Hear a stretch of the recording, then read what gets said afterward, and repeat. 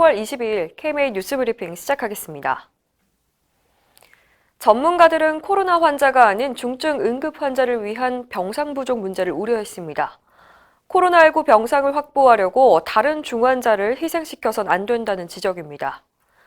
대한응급의학회와 감염학회는 어제 호소문을 통해서 현재 많은 환자들이 응급실로 이송되고 있지만 응급실의 격리실도 포화 단계에 있다고 밝혔습니다. 특히 코로나19가 확산하는 동안에도 급성 심근경색과 급성 뇌졸중, 중증 외상 같은 응급 환자는 계속 발생하고 있는데 병상을 찾지 못한 환자들이 장기간 대기하면서 상태가 악화한다고 전했습니다. 학회들은 응급실 과밀화를 해소하기 위해서 이번 단계의 치료 병상을 충분히 확보해 줄 것을 지자체와 중앙정부에 요청했습니다. 또 병원 내 대규모 코로나19 전파 위험을 줄이기 위해서 응급실 환자와 의료진의 안전을 최우선에 둬야 한다고 강조했습니다. 한편 22일 0시 기준으로 코로나19 확진자는 869명으로 이틀째 1000명 아래를 유지했습니다. 정부가 거리두기 3단계 조치를 내리지 않고 있는 가운데 서울시와 경기도, 인천시가 내일부터 5인 이상 모임을 금지하는 행정명령을 발동합니다. 5명 이상이 모이는 동창회, 회식, 집들이, 회갑잔치 등이 모두 금지되는데요. 과연 효과가 있을까? 전문가들은 다소 회의적인 반응입니다.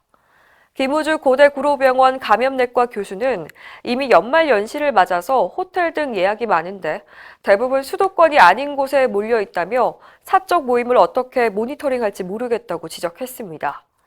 천은미 이대 목동병원 호흡기 내과 교수도 일부 효과는 있겠지만 수도권 밖으로 나가면 10명이 모여도 되기 때문에 풍선 효과가 생길 수밖에 없다고 꼬집었습니다. 천 교수는 거리두기를 3단계로 올려서 확진자 수를 줄이는 게 더 낫다고 밝혔습니다. 코로나19 3차 대유행에 직면한 국민을 지키기 위해서 의협이 재난의료지원팀을 현장에 긴급 투입하고 있죠. 이 중책을 맡고 있는 박홍준 의협 공중보건의료지원단장은 국가의 보건의료 위기 상황에서 의사가 나서는 데에는 다른 이유가 없다고 잘라 말합니다. 박 단장은 의사 총파업 당시 정부가 의료계를 집단 이기주의로 매도해서 마음에 큰 상처를 입었고 또다시 토사구팽 당할 거라는 우려도 있었다고 전했습니다. 그러나 국민이 고통받는 상황에서 의사가 나서지 않으면 어떻게 의료 전문가를 자처할 수 있겠냐며 환자를 위하는 건 의사의 존재 이유이자 사명이라고 강조했습니다. 다만 자원한 의료진에 대한 최소한의 보상은 필요하다고 지적했습니다.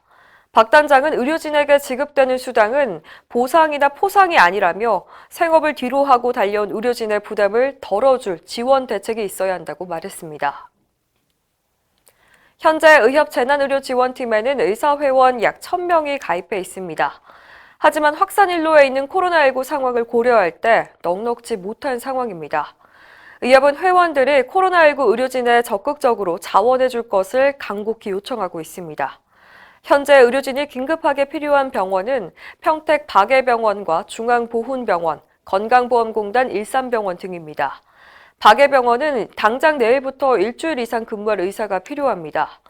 의협은 코로나19 환자를 치료할 의사가 절대적으로 부족한 상황이라며 적극적인 관심과 지원이 필요하다고 호소했습니다.